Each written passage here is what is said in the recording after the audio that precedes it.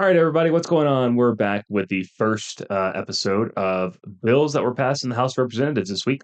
All the bills you need to know about. Well, this is actually all of the bills, is a total list.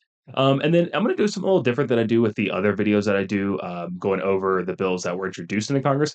I'm actually going to talk about why both sides may oppose and support that bill as well, just to kind of give you a little idea of kind of where each side stands on policy. So, without further ado, let's get into it. So, the first bill we have here is going to be House Resolution 359, which is the Cost Share Accountability Act of 2025.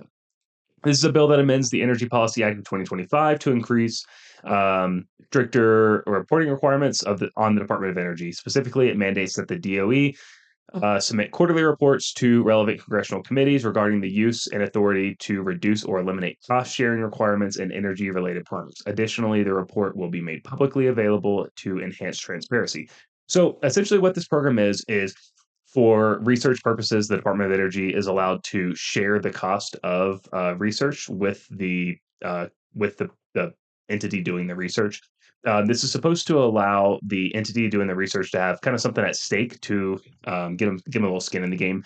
So the DOE actually has the ability to cut the skin in the game of the entity doing the research and stuff. They're actually able to cut it up to 100%. So what this is saying, hey, if you're going to cut, we're not doing 50-50. If you're going to do anything less than 50-50, essentially, we need to know why you're doing it and, with who it is, just to kind of keep things fair. So why each party might support or oppose it. Republican parties, it increases transparency and oversight. Republicans often advocate for increased government accountability. Reporting on the DOE's cost sharing decisions aligns with the goal of ensuring tax dollars are spent responsibly, which is a important point for this current administration. It also has some sort of fiscal responsibility. They may support this bill as a check against to see, wasteful spending from the government, as well as scrutinizing the DOE's cost sharing reductions. Republicans may see this as a way to ensure fair competition and prevent favoritism in the energy sector. Now, while they might oppose it, they perceive the bill as unnecessary bureaucracy or believe that the DOE should have more flexibility without frequent congressional oversight. Plot twist, though, they do support it because it was introduced by a Republican. I believe. So, why the Democratic Party may support it, government transparency. Democrats support the bill for its emphasis on transparency and public accountability of information, ensuring that the public knows how federal funds are being used. Kind of the same as what the Republicans. Why might the Republicans support it? Accountability and energy initiatives. And sustainability support. While the bill doesn't directly address, climate change related things, enhanced oversight can ensure federal funds are being used to effectively for clean initiatives. So, why they might oppose it? Administrative burden essentially is one of the big things, and restricting the DOE's flexibility in making decisions. So that is House Resolution 359, and it did pass with a vote of 405 to 0. Actually, 26 didn't vote, so extreme bipartisan support with that bill there. Next, we have House Resolution 730, which is the Mathematical and Statistical Modeling Education Act. This aims to modernize STEM education in the United States by promoting mathematical and statistical modeling. This bill would coordinate federal research and development efforts to ensure high quality modeling education in schools from pre kindergarten through 12th grade, which is interesting. Pretty young to do pre-K. It encourages the use of data-driven computational thinking, problem-solving approaching, and interdisciplinary learning to prepare students for the modern workforce. I think it's pretty good. Key points being funding and research development, evaluation and accountability, national academic studies, partnerships, and diversity and inclusion. So, why each party may support or oppose it? So, the support from the Democratic Party essentially strong, on reducing the barriers of underrepresented groups in STEM and workforce development. So, projected STEM shortage helps increase jobs within like AI, data science, etc. Education modernization, updating the STEM curriculum to introduce real world problem solving and interdisciplinary aligns with progressive education goals. Pretty true. Why they might oppose it? Some Democrats might argue that the bill's reliance on federal coordination without adequate input from the state education agencies could undermine local control. which I believe will also be an issue with Republicans as well. Concerns might arise about whether the funding levels are sufficient and might make a sufficient impact. Why the Republican Party may support it. Strengthening national competitiveness. Republicans might use this bill as a way to maintain U.S. leadership within STEM fields and ensure that students are prepared for high demand jobs, private public partnerships, and national security. So, obviously, a lot of our national security relies on STEM projects and jobs within STEM. Why they might oppose it is Republicans prioritize limited government. It's a $10 million annual funding. Is it really needed? Um, and also, there may be some resistance to perceived overreach in local education systems, which is what an opposition from the Democratic Party might be as well. And then, yeah, concerns could arise about, uh, politicization. I don't know if that's how you say it. Politicization of STEM curriculum, if not managed properly. So, it passed by a voice vote, so I don't have a recorded vote for you, but it passed, which means it passed pretty overwhelmingly.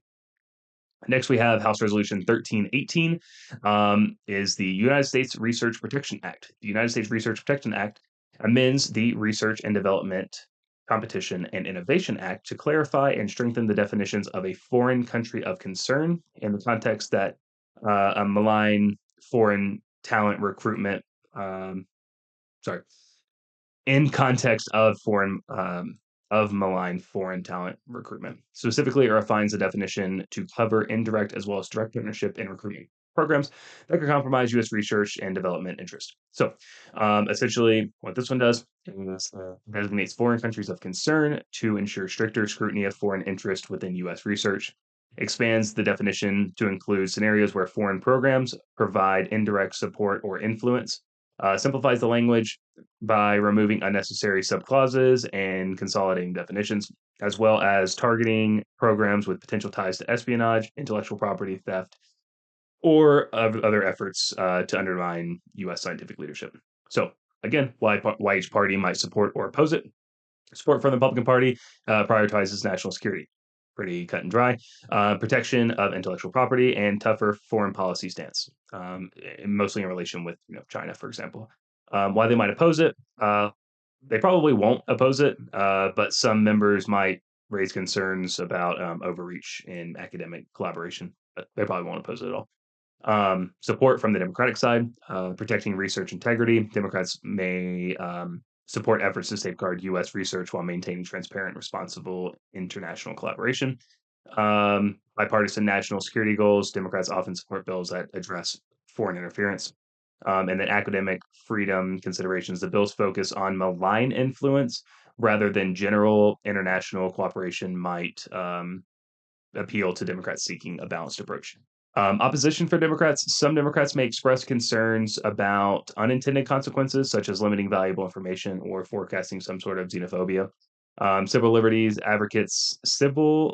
advocates may worry that broad definitions of foreign influence could lead to discrimination against researchers based strictly on nationality. So, just because someone is Chinese working in this research project does not mean that it is someone working for the Chinese Communist Party actually participating in the research itself.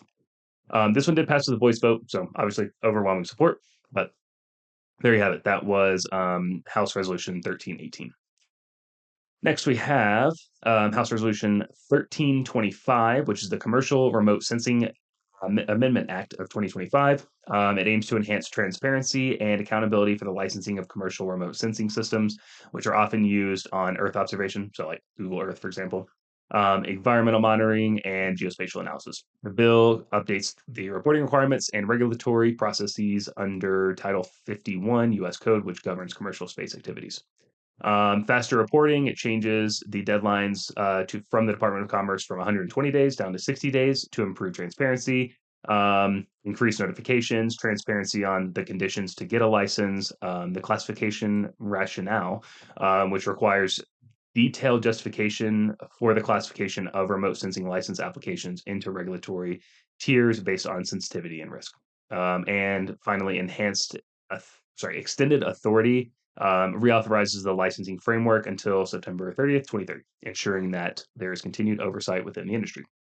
So why each party may support or oppose it. Support from the Republicans, national security focus, obviously common theme here. Support from commercial innovation by streamlining regulations. Sorry, I can't talk tonight. And providing clearer guidelines. The bill encourages private sector innovation and growth in the commercial space industry, and transparency in licensing, promoting clear tier-based classifications reduces regulatory uncertainty, which is often viewed favorably by the business community. Why they might oppose it, potential overregulation, uh, kind of expected here. And then data privacy concerns. Releasing detailed information about the licensing tiers might expose some proprietary or sensitive business information. Support from the Democratic Party. We have government transparency, which is same within the Republican Party. Environmental and humanitarian monitoring. Enhanced access to remote sensing data can support environmental research, climate change monitoring, and disaster response, aligning with priorities of the Democratic Party. And a balanced national security approach, just like the Republicans. Why the Democrats may oppose it: insufficient safeguards. Some may argue the bill doesn't go far enough to address concerns about the misuse of remote sensing data or the risks of private companies sharing information with foreign entities. Lack of climate specific provisions. Yeah, pretty self-explanatory there. And then this did pass with the voice vote, so obviously overwhelming support with that one as well. So next we have House Resolution 1326. And there's going to be quite a few of these. So I'm going to cover this one, and then later in the video, when I get to the rest of them, it'll be kind of the same for the other ones. So we have House Resolution 1326, the Department of Energy and USDA Interagency Research Act. Aims to enhance collaboration between Department of Energy and the USDA on research and development projects. The bill encourages cross-sector innovation to address national priorities in energy, agriculture, and environmental management. Joint research initiatives, provides a memorandum of understanding between the organizations, research focus area, data management, rural technology support, emissions reduction, and periodic reporting. Why each party may support or oppose it: rural development. Republicans often advocate for rural technology advancements and agricultural productivity, which the bill addresses. Energy independence by promoting biofuels and energy innovation. The bill supports efforts towards reducing reliance on foreign energy sources and competitiveness. Merit-based processes align with conservative principles on efficient government spending. While they might oppose it, concerns over federal expansion, environmental emphasis on emission reduction and renewable energy may be viewed as an overreach. And the support from the Democratic Party, climate change mitigation, obviously, government-led innovation. Democrats usually support government-led innovation research initiatives and cross-agency collaboration for technological progress. Job creation, equity, and then why they might oppose it: insufficient climate measures, maybe just doesn't go far enough for the climate, and reliance on biofuels. Critics of the bill may be concerned about the environmental impact of large-scale biofuel production. Might push for greater focus on renewable electricity or electrification. So this did pass with a vote of 327 to 25. 34 didn't vote. So pretty overwhelming bipartisan support. And then we have House Resolution 1350, 1368. Both of those are very similar to that one. This Department of Energy and NSA, and Department of Energy and another department. I don't remember exactly who it was, but just essentially same bills, copy and paste a bunch of times for a couple different agencies. All of those did pass. Next, we have House Resolution 198, which is just routine committee funding. We have House Resolution 240, which is to mourn the loss of Congressman Raul. I hope I say his name right. I'm sorry. Grijalva. I hope I said that name right. He passed away recently, so mourning the loss of him. Next, we have, I think this might be the last. No, we got a couple more. Next, we have House Resolution 1534, which is the Innovative Mitigation Partnerships for Asphalt and Concrete Technologies Act, or IMPACT Act. Establishes a research and development program to promote innovation in the production of low-emission cement, concrete, and asphalt. The primary goal is to reduce greenhouse gas emissions while enhancing competitiveness in the American industry. Take a pause. Do you know who introduced this one? It was not a Democrat, actually. It was actually a Republican from, like, Iowa or something. Ohio, maybe? I don't know. Essentially, it's enhanced production program, so focusing on research and development, demonstration, and commercialization of low-emission construction materials, collaboration with the DOE and other federal agencies, reducing emissions, including carbon capture, alternative fuels, and electrification of heating processes.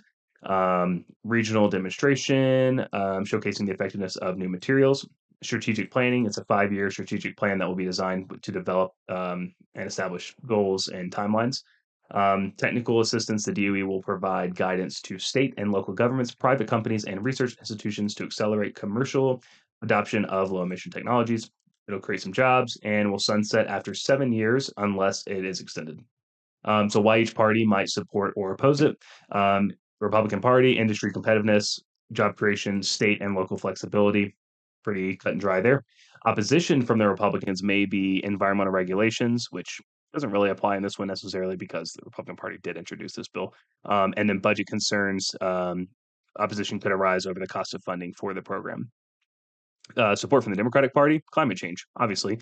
Infrastructure investment, supporting sustainable infrastructure material, complements broader Democratic efforts to combat climate change and government led innovation. Democrats often favor federally funded research initiatives that drive technological advances. Why they might oppose it, it could maybe not go far enough for climate change. And then there might be too much industry influence that could arise if the bill allows industry stakeholders too much influence over research and implementation. So it did pass with a vote of 350 to 73, with 8 not voting. Another strong bipartisan bill. Love to see it. We got 1, 2, 3 left here. These 3 are going to be pretty short. So we have House Resolution 1048, which is defending education transparency and ending rogue regimes in Nefarious Transactions Act or Deterrent Act.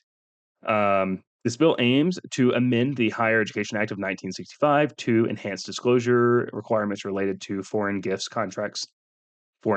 and contracts, specifically targeting institutions of higher education. Key provisions include disclosure requirements of gifts more than $50,000 that's not related to tuition of students from foreign countries of concern like China, Russia, Iran, whatever.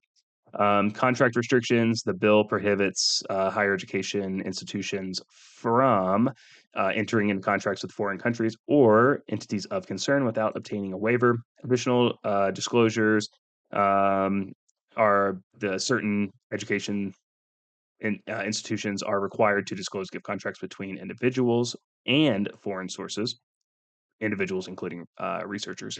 And then investment reporting, private institutions with specialized assets or investments must file annual investments disclosure reports. So why each party may support this? Of course, both sides could agree on national security concerns, both the Republican Party and the Democratic Party. The Republican Party is going to support it stronger due to the fact that it relates to education, and we know what's been happening with education in the Republican Party. They might oppose it, though, because of increased government oversight, which isn't going to be a case here because it was introduced by the Republican Party. Democrats might overwhelmingly oppose it because of not clarifying exactly which foreign countries of concern is going to be there. Maybe a little bit of abuse could be formed there. Both sides may also support it due to transparency requirements. So this one did pass with a vote of 241 to 169. 20 did not vote. So not very bipartisan here. There was a few amendments that were asked to be included, and I believe all of them were denied. Congresswoman Rashida Tlaib did, I think, introduce 2 amendments from the Democratic Party, and they were also denied. So I don't actually know what her amendments are, but one of the amendments that I believe was probably in there was a specific portion of naming the countries of concern versus just uh, of countries of concern, just kind of vaguely. Anyways, so that one did pass. Yep, 241 to 169, 20 not voting. Next 2 are kind of tied together in a way. So I'm going to read the last one that I have first, and I'm going to go back to the other one. But we have House Joint Resolution 75.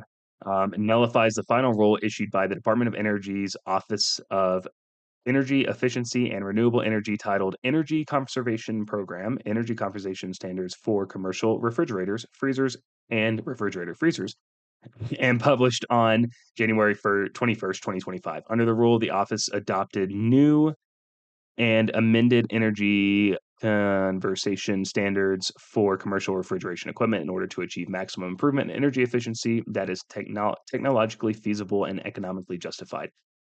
So this essentially gets rid of all of that I just said. And this passed with a vote of 241 to 193. 23 did not vote, so not very bipartisan. House Joint Resolution 24 is for disapproval of the rule issued about walk-in freezers. So essentially, they said, "Hey, we don't like the ruling. Let's formally disapprove it." And then, hey, with House Joint Resolution 75, let's just nullify it. Why did they do it two separate times? I don't really know. But both of them did pass. House Joint Resolution 24, the disapproval for the rule about walk-in freezers, passed 203 to 182, 45 not voting. So not very bipartisan there. But for the most part, it's good news because, well, not about walk-in freezers. I don't really care about walk-in freezers, but as you see, a lot of it was bipartisan this week, so that's really good news to hear. We like to see both sides of the aisle working together. Um, as always, if you found some new information in this video that interests you, if you found that this video was meaningful in some way, please like, subscribe. It helps me out. Gives me the passion to keep on doing these because this takes a lot of time to do, and I really appreciate any support from you guys. Um, as always, stay tuned for more as Congress doesn't stop. At least, hopefully, while I'm alive, Congress doesn't stop. So I'll be posting these every week. I'll do one video about the bills that were introduced, and I will do one video about the bills that were passed this week. So thank you, everyone, for watching. And until next time, see you later.